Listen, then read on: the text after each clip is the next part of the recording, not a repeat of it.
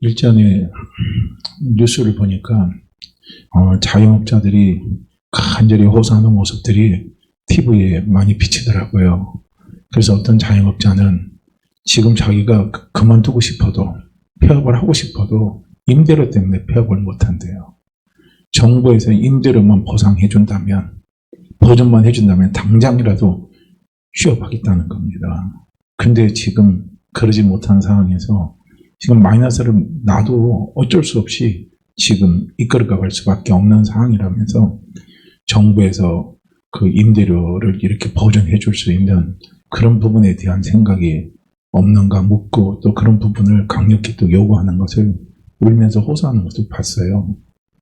그리고 비가 오는 가운데서도 우리 자영업자들 살려달라고 1인 시위하는 모습들, 이런 모습들을 이렇게 보니까 참 마음이 너무나 아프고 참 안 됐어요. 그 지금 참 자영업자들이 어쨌든 간에 지금 가장 힘들고 힘든 게 지금 자영업자들인데요. 우리 믿음의 사람들 가운데서도 자영업 하시는 분들 많이 있잖아요. 그분들 생각하시면서 많이 기도해 주시기를 부탁을 드립니다. 자, 우리가 이렇게 어렵고 힘든 거예요. 우리가 코로나19 이거 우리가 올 줄 있는 건 누가 생각이나 했겠습니까?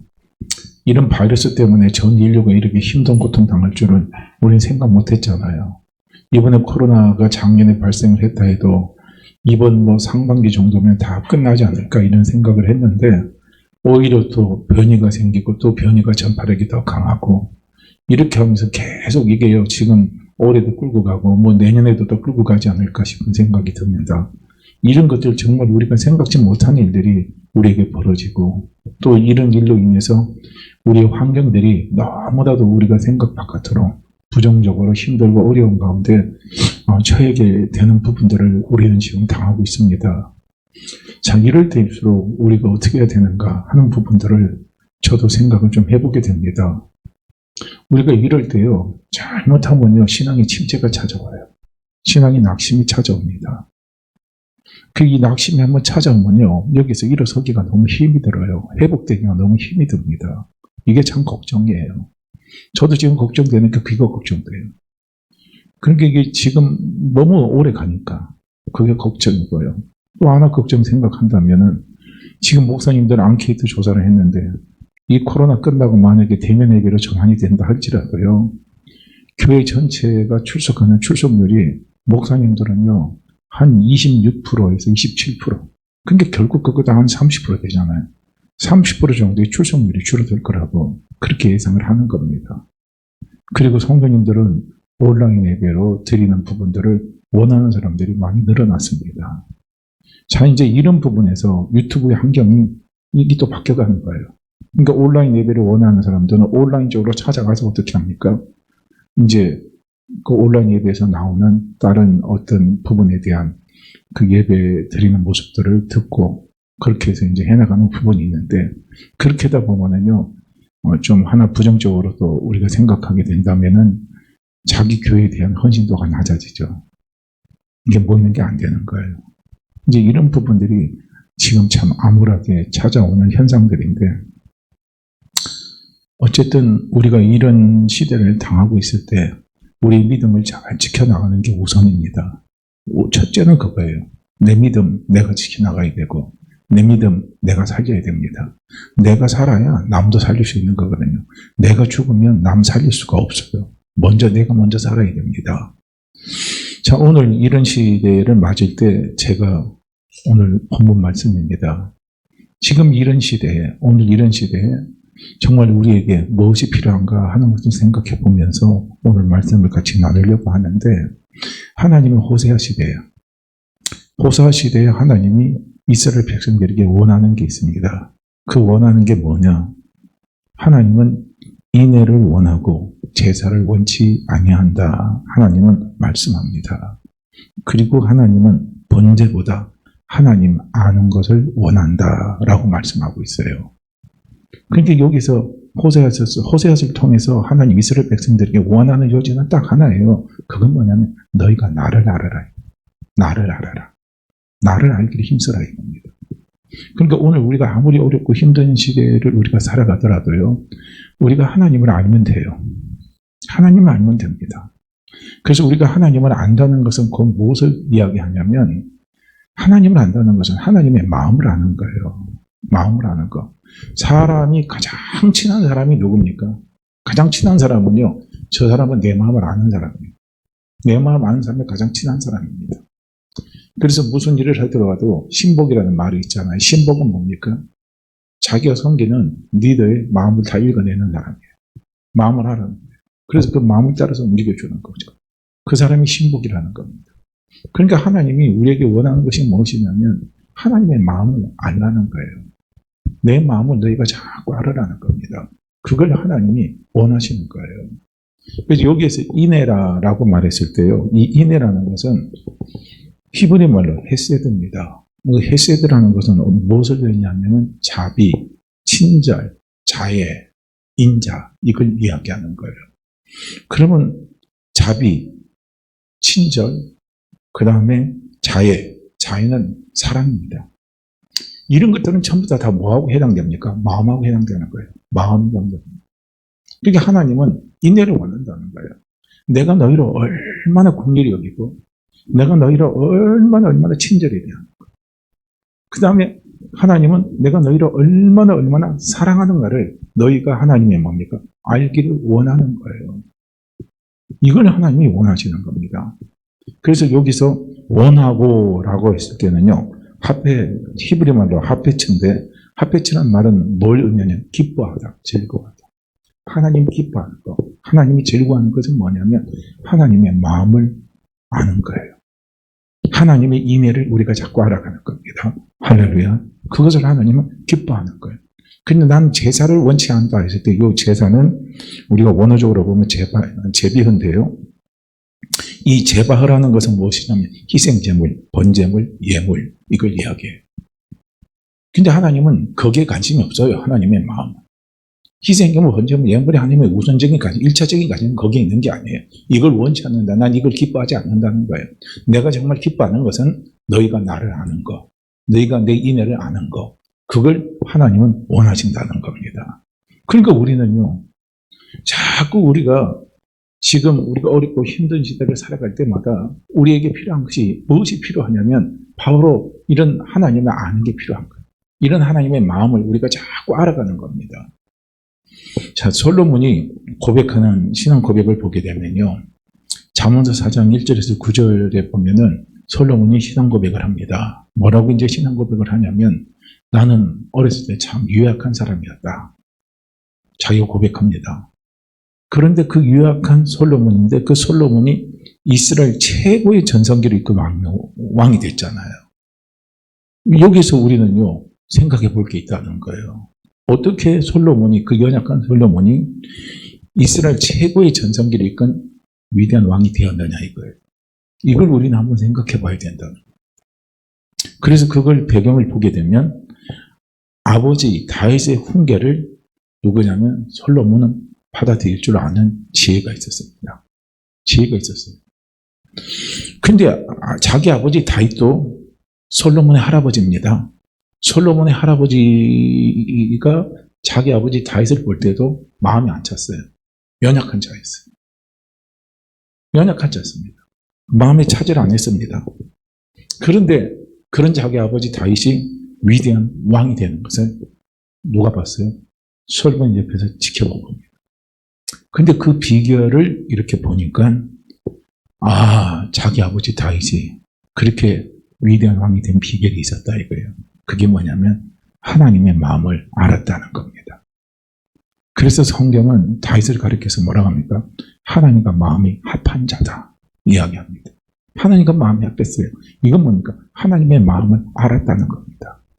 그러니까 하나님이 다윗을 축복할 수밖에 없죠. 또한 다윗 역시 하나님의 마음을 알았으니까 담대할 수밖에 없죠. 이게 중요한 거예요. 그러니까 우리는 신앙생활 하면서요. 우리에게 필요한 것이 뭐냐면 우리가 정말 구해야 될 것이 뭐냐면 하나님의 마음을 알아야 돼요. 할렐루야. 자꾸 하나님과 마음이 합한 자의 삶을 우리는 살아갈 수 있어야 되고 그리고 그런 신앙이 되기를 위해서요. 우리가 자꾸 하나님 앞에 기도해야 되는 거예요. 그럼 누가 하나님의 마음을 알게 합니까?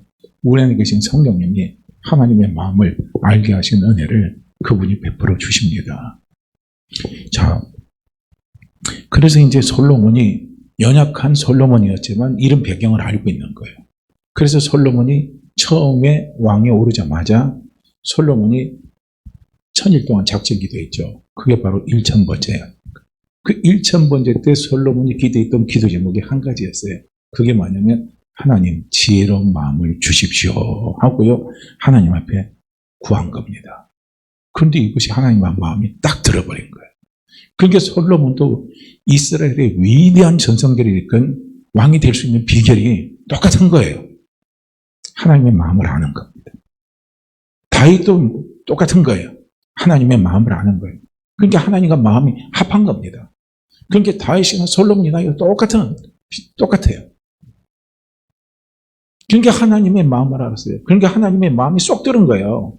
그냥 지혜를 구하니까. 그러니까 그냥 우리가 구하던 그런 것들, 우리는 그런 거 안 구하잖아요. 하나님 물질 축복 주세요. 건강 축복 주세요. 하나님 편안하게 해주세요. 뭐 이런 거 갖고 우리는 기도를 많이 하잖아요. 그런데 솔로몬이 기도했던 기도에 1000번째 기도 제목이 하나밖에 없잖아요. 하나님 지혜로운 마음 주세요. 그러니까 구하지도 않는 것까지 다 하나님이 솔로몬에게 다 갖다 줘버린 겁니다. 얼마나 놀랍습니까? 그런데 여기에서 지혜라는 것은요, 지혜는 히브리 말로 호크마입니다. 이 호크마라는 것은 무엇이냐면 하나님을 아는 지식입니다. 그러니까 이게 호세아 선지자가 말한 것 똑같은 거예요. 하나님이 원하는 것은 무엇입니까? 호크마를 원하는 거예요. 지혜를 원하는 겁니다. 할렐루야. 너희가 나를 알아라 이거예요. 너희가 나를 알기를 원하라 이거예요. 우리가 하나님을 알면 알수록 동시에 우리에게 생겨지는 것이 뭐냐? 명철이라는 게 있어요. 명철. 이 명철은 어떤 것을 말하냐면요. 이해하는 겁니다. 통찰력이에요. 이것이 명철입니다. 그러니까 하나님으로부터 우리가 지혜가 오게 되면 자연적으로 따라서 오는 게 뭡니까? 명철이 따라와요. 그래서 우리의 삶 속에 지혜와 명철이 함께 오게 되면요.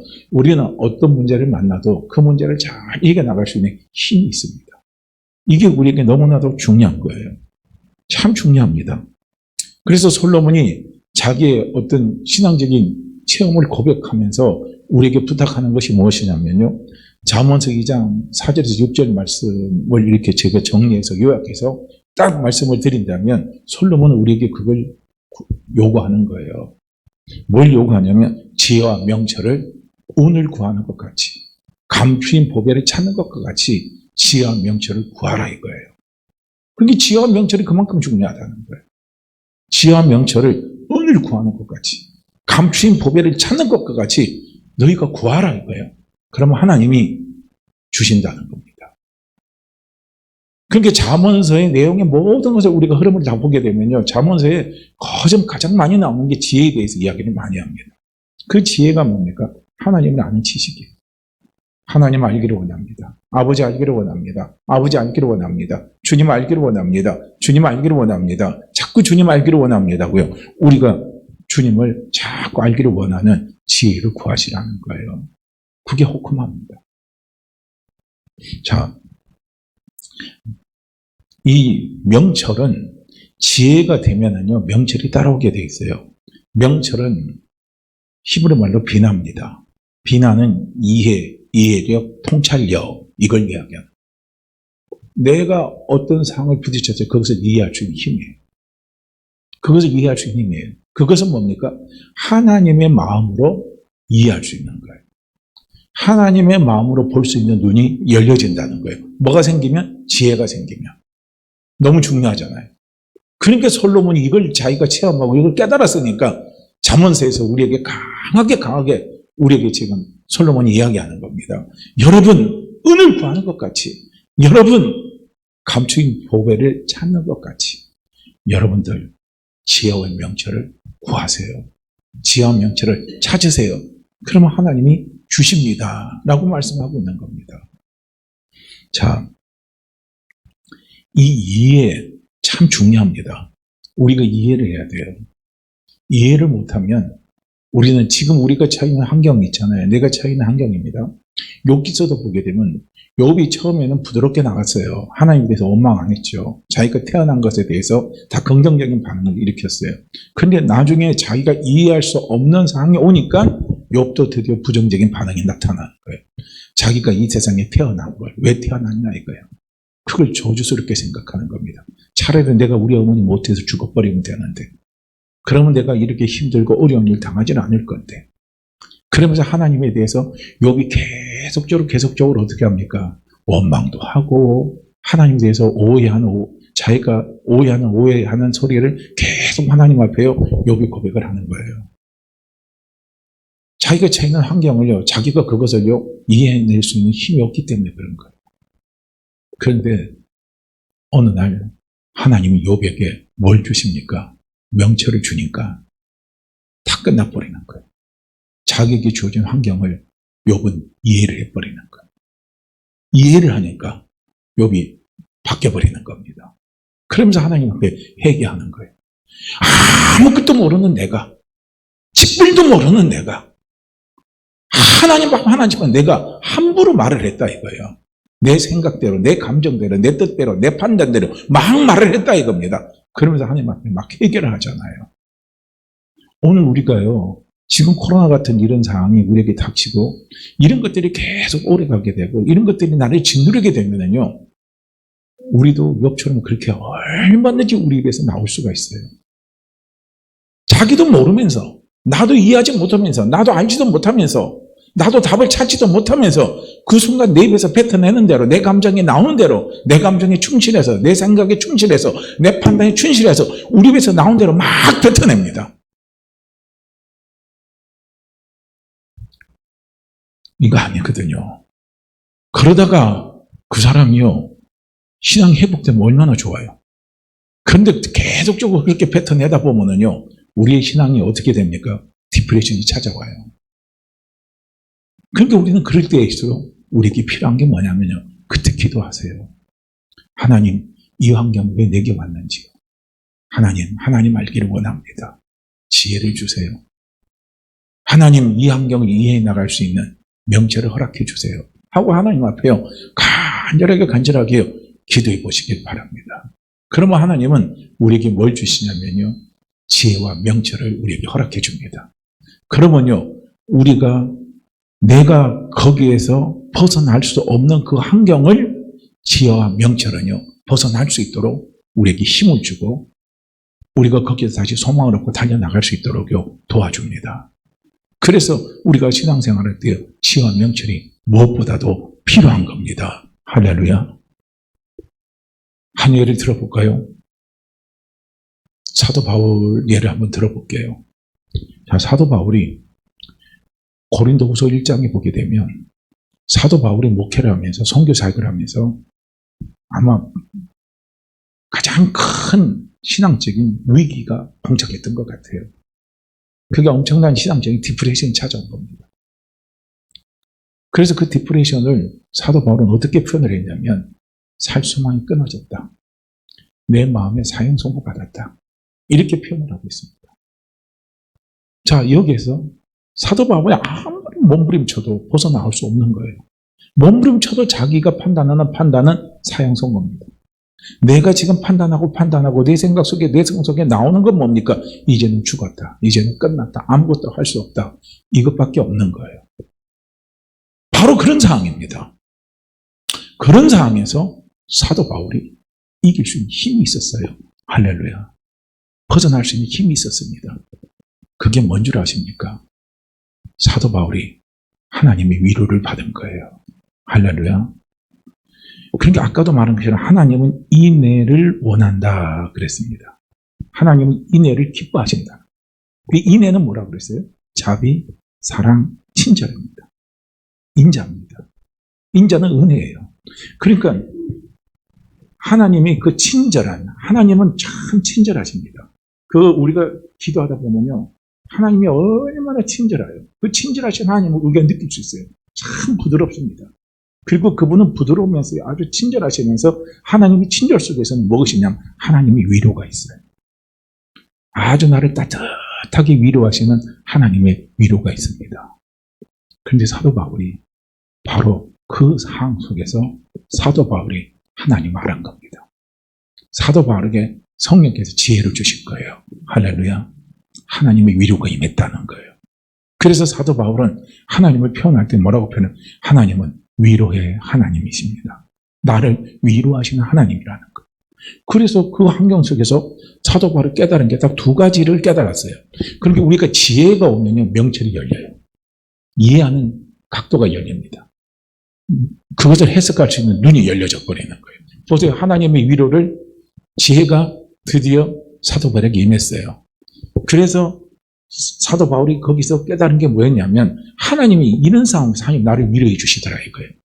그 위로를 해 주시는데 그 위로의 내용이 뭐냐면 내가 이런 마음의 살수만까지 그 다음에 마음의 사형선고 받은 그런 듯한 엄청난 고통의 환경이 네 앞에 있을 때 이런 환경을 하나님이 갖다 주신 것이 무엇이냐, 그 목적이 뭐냐 하는 것을요, 사도 바울 하나님 위로를 통해서 받았어요. 받았는데 그게 뭐냐면 너는 위로자가 되라는 거예요. 위로자가 되라 이겁니다. 네가 그런 환경 속에 처해 있지 않으면, 처해 보지 않으면 그런 환경 속에 처해 있는 사람을 너는 이해할 수가 없다는 거예요. 할렐루야. 쉽게 말하면 그런 거예요. 그래서 하나님이 사도 바울에게 그런 말씀을 한 겁니다. 너와 같이 이런 극한 상황 속에 처해 있는 자들을 하나님이 위로하시고 살려주게 하기 위해서 너에게 지금 마음의 사형선고가 같은 그런 환경을 하나님이 주셨다는 겁니다. 그러니까 거기서 하나님의 위로가 딱 임했잖아요. 그게 뭡니까? 그게 지혜예요. 그게 하나님의 마음을 아는 겁니다. 할렐루야. 그 하나님의 마음을 아니까 거기서 사도 바울이 뭡니까? 해석할 수 있는 힘이 나오는 거예요. 아, 어떻게 해서 내 목회 환경 속에서 어떻게 해서 내 이 선교 사역에서 왜 마음의 상상고 살소망까지 끊어지는 듯한 이런 환경이 왜 찾아왔느냐 이거예요. 우리가 다 알다시피 사도 바울이 얼마나 순수하게 목회를 했습니까? 참 순수하게 목회한 사람이에요. 아버지의 마음으로, 애비의 마음으로요.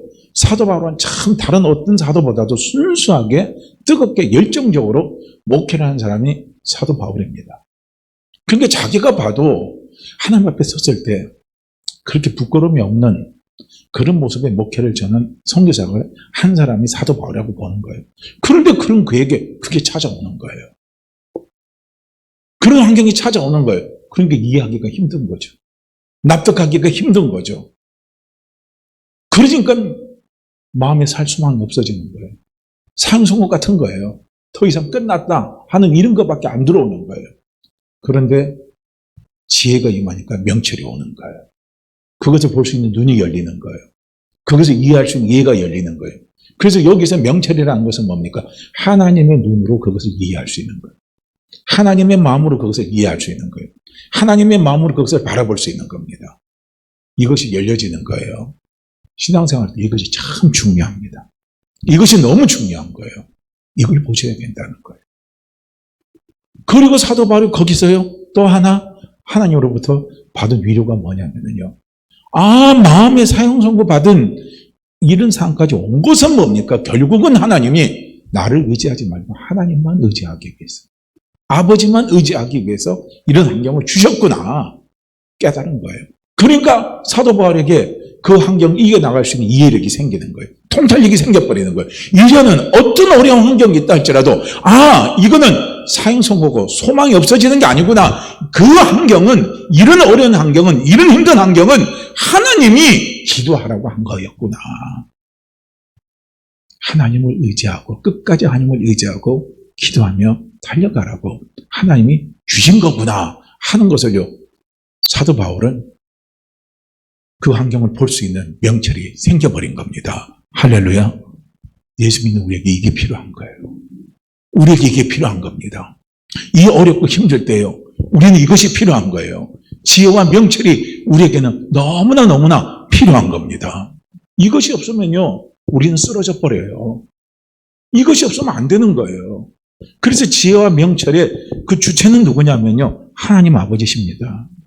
그래서 하나님 아버지의 마음을 가지고, 그럼 그 마음이 우리에게 오면 하나님 아버지의 마음으로 그 환경을 이해하는 거예요. 그 환경을 해석할 수 있는 통찰력이 열려져 버리는 거예요.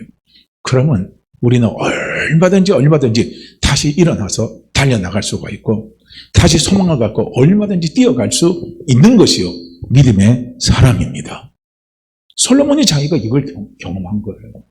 그래서 솔로몬이 지혜와 명철을 구하십시오. 지혜와 명철을 구하십시오 하고요. 솔로몬이 우리에게 권면해 주는 거예요. 그래서 우리는요, 어렵고 힘들 때일수록요, 이 코로나 같은 이 환경일 때일수록 우리가 무엇이 필요하냐면 지혜와 명철이 우리에게 너무나 지혜와 명철이 필요합니다. 이게 필요한 거예요. 또 한번 봐보. 우리가 또 하나 보게 되면요, 사도 바울이 고린도 후서 12장에 보면은 사도 바울이 또 목회 환경에 또 중요한 부분에 사도 바울이 지치게 하는 게 있어요. 그게 뭡니까? 사도 바울이 가시잖아요. 그게 간질병, 아니면 안질, 이렇게 이야기를 합니다. 그 병에 대해서요. 근데 그것 가지고 계속 자기하고 대적하는 적그리스도들이 계속 사도 바울에 대해서 공격을 하는 거예요. 네 속에 역사는 귀신이 역사하는 거죠. 네 병도 못 고치는데 남의 병 고쳐주는 게 그게 정상적인 성경의 역사냐 이거예요. 계속 그렇게 공격합니다. 그리고 물질적인 문제 갖고도 사도 바울을 계속적으로요, 그 적그리스도들이 공격을 하는 거예요. 자꾸 사도 바울이 물질을 빼돌린다고, 쉽게 말하면 물질을 빼돌린다고 자꾸 거짓말을 치는 거예요. 그래서 고린도 후서 읽어보면요, 자기가 얼마나 아비심적으로 내가 선교를 하고 목회사하게 했는가를 쭉쭉 이야기해 주는 것을 우리는 거기에서 볼 수가 있습니다. 자식이 부모를 위해서 돈 쓰냐 이거예요. 부모가 자식을 위해서 돈을 쓰는 것이지. 나는 그런 마음으로 목회를 하고 나는 그런 마음으로 선교사를 지금도 하고 있다 이거예요. 얼마나 놀랍습니까? 얼마나 놀라워요. 그런 순수한 마음으로 달려간 거예요. 그런데 이제 물질적인 문제 이겨나갈 수 있지만요, 지금 자기가 갖고 있는 치명적인 거예요. 간질병입니다. 이 병에 대해서는요, 사도 바울이 때때로 넘어지는 거예요. 이것도 이겨나가야 되는데. 근데 여기에 이겨나갈 수 있는 힘을 주시잖아요. 여기에 하나님의 뭐가 임합니까? 위로가 임하는 거예요. 카이드니스. 하나님의 친절입니다. 그런 고통 속에 사도 바울이 신음하고 있을 때 기도하는데 친절하게 하나님이 찾아오셔서 사도 바울을 위로하는 거예요. 바울아, 내가 너에게 그 가시를 준 것은, 정말 그 준 것은 내가 너와 끝까지 함께하고자 원하는 그 마음이다 이거예요. 그 마음에 다른 말로 표현한다면 사도 바울이 하나님을 떠날까 두려운 거예요. 교만하면 하나님을 떠나는 거예요. 할렐루야. 다른 게 없어요. 우리가 하나님을 떠나는 거요, 우리 마음이 교만하면 하나님을 떠나는 거예요. 하나님의 마음은 끝까지 사도 바울이 하나님을 떠나지 않고 끝까지 하나님과 함께하면서 하나님이 주어진 선교사역을 끝까지 잘 감당하기를 원하는 것이 하나님의 마음입니다. 그래서 내가 너에게 그 가시를 줬다 이야기합니다. 네가 약한 데서 온전해집니다. 내가 너에게 가시가 준 것은 내 능력이 너에게 머물게 하기 위해서거든. 네가 교만하지 않고. 이것이 하나님의 마음이에요. 그래서 이런 하나님의 마음을요, 사도 바울이 어떻게 합니까? 읽어지니까 지금 자기가 가지고 있는 그 환경을요, 이해할 수 있는 힘이 생겨버리는 거예요. 해석할 수 있는 힘이 생겨버리잖아요. 그렇죠? 충분히 해석이 되죠. 오늘 우리도 그게 필요한 거예요. 오늘 내게 주어진 환경, 오늘 내게 주어진 어려움, 오늘 내게 준 힘듦이 내가 내 스스로 생각할 때는 답이 안 나오고 지치고 힘들다 할지라도요, 그 속에 하나님의 지혜가 임하고요, 그리고 그 속에 하나님의 명철이 우리에게 임하면은요, 우리는 그 환경을 얼마든지 이겨나가면서 달려나갈 수가 있다는 거예요. 그래서 사도 바울에게 자기에게 주어진 그 고비를 이겨나갈 수 있었던 힘이 다 어디서 오냐면 지혜와 명철에 있었다는 겁니다. 그래서 우리는요, 지혜와 명철이 우리에게 필요하다는 거예요.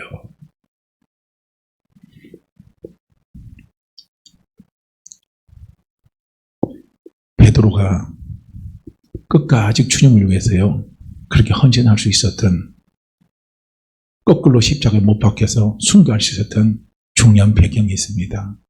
거기에도 뭐가 있는 줄 아십니까? 바로 하나님의 지혜가 베드로에게 임했던 겁니다. 그게 요한복음 21장에서 나타나잖아요. 요한복음 21장에서 정말 베드로를 불쌍히 여기는 하나님의 마음입니다. 우리는 이걸 봐야 돼요. 이런 걸 읽어야 되는 거예요. 우리는 지금 갖고 있는 우리의 생각의 어떤 부분들을요, 자꾸 우리는요, 이것이 깨지는 작업이 필요해요. 그 깨지는 작업이 필요합니다. 첫째요, 요한복음 21장에서 사도 베드로가 깨지는 게 뭘 깨지는 줄 아십니까? 죄책감이 깨지는 거예요. 죄책감이 깨지는 겁니다. 왜요? 베드로가 얼마나 주님을 정말로 우리가 생각할 때요, 그렇게 주님을 부인할 수는 없어요. 그렇게 주님 앞에 마음을 바꿀 수는 없어요. 우리는 베드로가 한 행위 그 결과를 가지고 우리는 판단해요. 오늘 우리도 마찬가지인 거거든요. 우리가 우리 자신을 판단할 때도 내 행위의 결과 갖고 판단을 하는 거예요. 그 대부분이 그 가장 대표적으로 나타나는 게 뭡니까?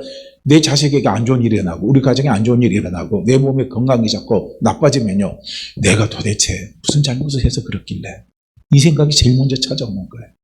내가 무슨 잘못을 해서 우리 애가 앞길이 안 풀려, 우리 애가 그런 병이 생겨, 내 남편 사업이 자꾸 꼬여. 우리는 그렇게 생각합니다.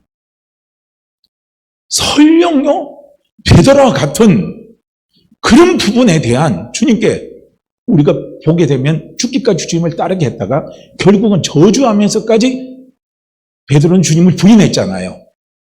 그런 우리가 외적인 부분의 결과적인 모습으로 보게 되면 우리는 베드로는 정말 나쁜 놈입니다. 그런데 주님은 그렇게 안 보는 거예요. 그렇게 안 보는 거예요. 그래서 호세아 선지자를 통해서 주님이 기뻐하시는 게 뭐라고 이야기하냐, 하나님 기뻐하시는 게 뭐라고 이야기하냐면, 나는 인애를 기뻐한다는 거예요. 인애는 자비입니다. 하나님의 친절이에요. 하나님의 사랑이 인애입니다. 이걸 하나님은 기뻐하신다는 거예요. 이걸 아는 걸 기뻐하는 거예요. 그러니까 베드로가 그런 상황에 처해 있을 때 그렇게 할 수밖에 없는 베드로의 연약함을요, 주님은 불쌍히 여기신다는 거예요. 할렐루야. 그걸 우리는 읽어낼 줄 알아야 돼요. 그게 지혜입니다. 할렐루야. 그 지혜가 우리에게 임하면 명철은 자연적으로 따라오는 거예요. 나를 불쌍히 여기신 하나님 아버지. 그러면 답이 나오잖아요. 내 문제에 대한 답이 나오잖아요. 내 삶의 어려운 데에 대한 답이 나오잖아요. 하나님, 나를 불쌍히 여겨주십시오. 나를 불쌍히 여겨주십시오. 제가 할 수 있는 것은 이것밖에 없습니다.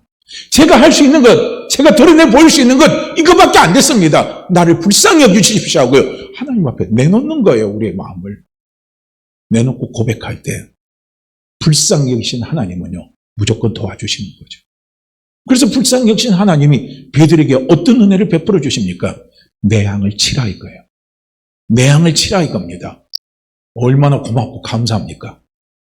100번 죽어도 100번 죽어도 할 말 없는 그 베드로에게 내 양을 치라는 엄청난요, 하나님의 사역에 동반자로 하나님이 쓰시잖아요.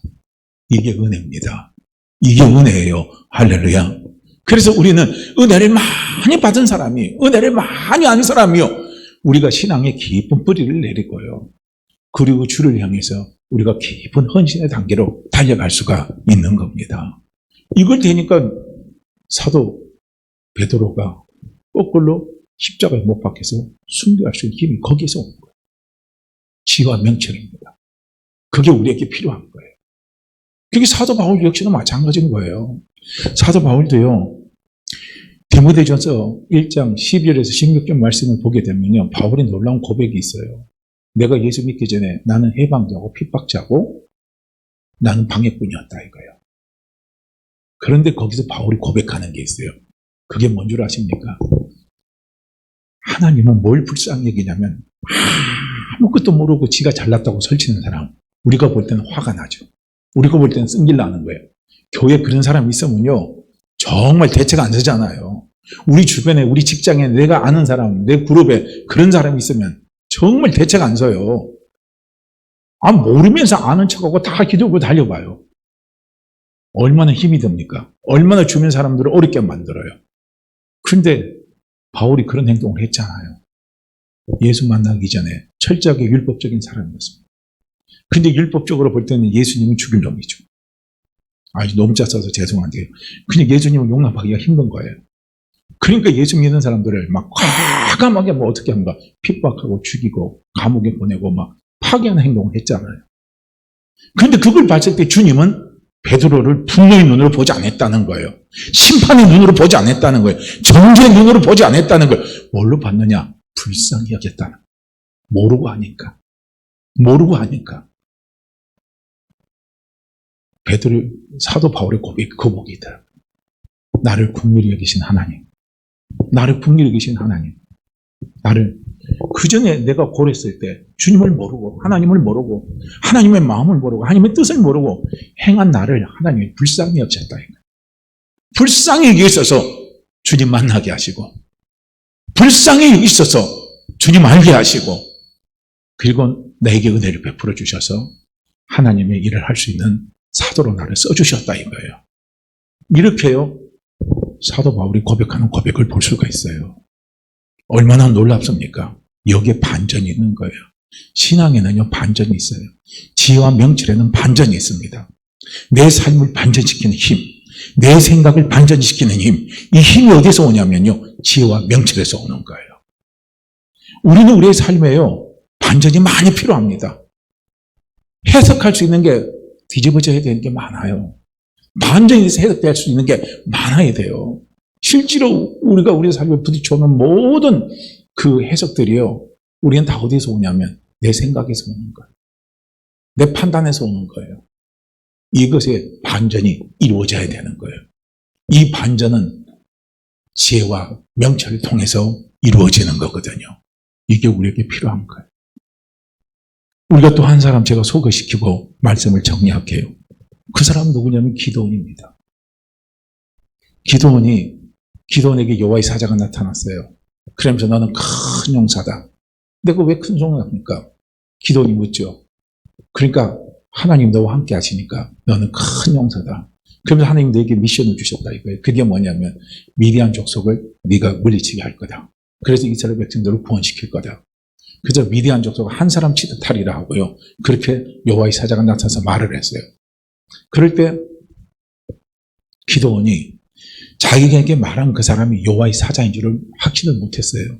그냥 우리처럼 아는 사람이 말하는 것처럼 이야기한 거예요. 그 정도 생각했던 거예요. 그러니까 기드온이 그렇게 이야기한 거예요. 당신이 하나님 보내신 여호와의 사자 천사란다면 천사라는 걸 나에게 확신시켜달라는 거예요. 그러니까 그 여호와의 사자가 그 말하는 거예요. 상설이 나무 아래 저기 바위가 있으니까 그 바위 위에 염소새끼 잡아서 고기 가까우고 거기 목욕병 만들어서 올려놓고 거기다가 국을 갖다 버라. 어떤 일이 나는지 보라 이거예요. 그래서 기드온이 시킨 대로 다 했어요. 그래서 고기 갖다 놓고 목욕병 갖다 놓고 거기에다가 국을 다 부었어요. 그때 여호와의 사자가 나타나서 지팡이 끝으로 거기에 딱 대니까 거기서 불이 붙어서 확 타올라오는 거예요. 불이 우리가 일반 경상에 불이 붙을 수 없죠. 왜냐면 국을 갖다 부어놨는데 꺼지면 꺼졌지 불이 안 붙잖아요. 근데 불이 확 붙어나버린 거예요. 그러니까 거기서 기드온이 드디어 놀라 자빠져서 이 사람은 진짜 여호와의 사자구나. 하나님 보낸 사자구나. 그러니까 이스라엘 백성들은 전통적으로 그렇게 생각하는 거예요. 여호와의 사자를 보는 것은 곧 하나님을 대면하는 거로 똑같이 생각하는 거예요. 그러니까 거기서 기드온이 고백하는 게 슬프도소이다 이렇게 말합니다. 여기서 슬프도소이다 할 때 그 슬픔은요 큰 슬픔을 이야기하는 거예요. 나는 지금 너무나 슬픕니다. 왜 슬프냐? 이유는 간단해요. 내가 하나님을 배웠기 때문에 이제 죽을 수밖에 없다는 거. 죽음에 대한 공포가 찾아오는 거. 이게 기드온이 갖고 있는 생각입니다. 전통적인 생각이에요. 하나님 만나면 죽는다 이거예요. 하나님 만나서 산 사람이 아무것도 없다 이거예요. 우리가 신앙생활 하면서요. 우리가 예수 믿기 전에 가졌던 우리의 생각의 판단의 기준들이 하나님을 오해하게 하는 것들이 너무 많이 있습니다. 이런 것들이 이제는 우리는 좀 깨져야 될 필요가 있어요. 그럴 때 여호와의 사자가 뭐랍니까? 두려워하지 마라. 너 죽지 않는다. 평강하라. 편안하라 이거예요. 안심하지 마라 이겁니다. 그러니까 그 소리를 듣고 나서 기드온이 고백하는 고백이 어떤 고백입니까? 여호와 샬롬입니다. 하나님은 나에게 평강을 주시는 하나님이십니다. 이걸 고백한 겁니다. 우리는요, 이런 지혜가 필요한 거예요. 이런 지혜가 필요한 겁니다. 참 놀랍잖아요. 그래서 우리 신앙의 삶을 살아갈 때요, 특히 어렵고 힘들 때는요, 어렵고 힘든 문제 부딪힐 때 그 문제 자체만 갖고 하나님 앞에 해결해 달라고 기도하는 것도 중요하지만 너무 거기에 몰두하게 되면은요, 우리가 지치고 힘들 때가 있어요. 그럴 때는 기도의 제목을 좀 바꿔보시길 바랍니다. 어떻게 바꾸냐? 하나님, 제게 지혜와 명철을 주십시오. 지혜와 명철을 달라고 아버지께 기도하고 성령께 기도하면 성령님은 그 상황 속에, 그 환경 속에, 그 어려움 속에 처해 있을 때 하나님의 위로가 임해요. 하나님의 친절입니다. 나를 친절하게 대하신 하나님, 나를 불쌍히 여기신 하나님, 나를 사랑하신 하나님, 그 하나님의 마음을요, 우리에게 성령은 알게 해주십니다. 그게 알면 명철은 저절로 따라오게 돼 있어요. 그 마음으로 그 환경을 해석할 수 있는 눈이 확 열려지는 거예요. 그러면요, 우리는 무슨 일을 만나도, 어떤 일을 만나도 우리는 거기서 평안하면서 만사형통하면서 달려나갈 수 있는 힘이 거기서 열려진다는 거예요. 할렐루야. 그래서 지금 우리 시대가 정말 필요한 것이 뭔 줄 아십니까? 지혜와 명철입니다. 그걸 하나님 앞에 구하시기를 바라요. 하나님, 지혜를 주십시오. 하나님, 제게 명철을 주십시오 하고요, 하나님 앞에 기도하시기를 바랍니다. 그래서 지혜와 명철을 쫓아서 우리가 이 어려운 코로나 시국을 잘 이겨나갈 수 있는 그런 축복이 임하기를 주의 이름으로 간절히 축복합니다. 자, 우리 이 말씀 같이 읽고 기도합니다. 잠언서요. 잠언서 2장 6절 말씀 같이 보죠.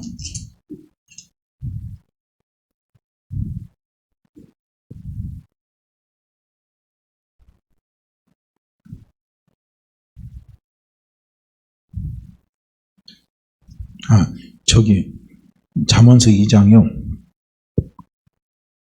6절 같이 보죠. 6절 같이 봅니다. 잠언서 2장 6절입니다. 함께 읽을까요? 대저 여호와는 지혜를 주시며 지식과 명철을 그 입에서 내심이며, 대저 여호와는 지혜를 주시며 지식과 명철을 그 입에서 내심이며, 대저 여호와는 지혜를 주시며 지식과 명철을 그 입에서 내심이며. 그리고 4절 같이 읽죠. 은을 구하는 것 같이 그것을 구하면, 감추인 보배를 찾는 것 같이 그것을 찾으면, 은을 구하는 것 같이 그것을 구하며 감추인 보배를 찾는 것 같이 그것을 찾으며, 은을 구하는 것 같이 그것을 구하며 감추인 보배를 찾는 것 같이 그것을 찾으면, 대저 여호와는 지혜를 주시고 지식과 명철을 그 입에서 우리에게 내어주십니다. 우리 함께 같이 기도합니다. 오 할렐루야. 하나님 아버지 감사하고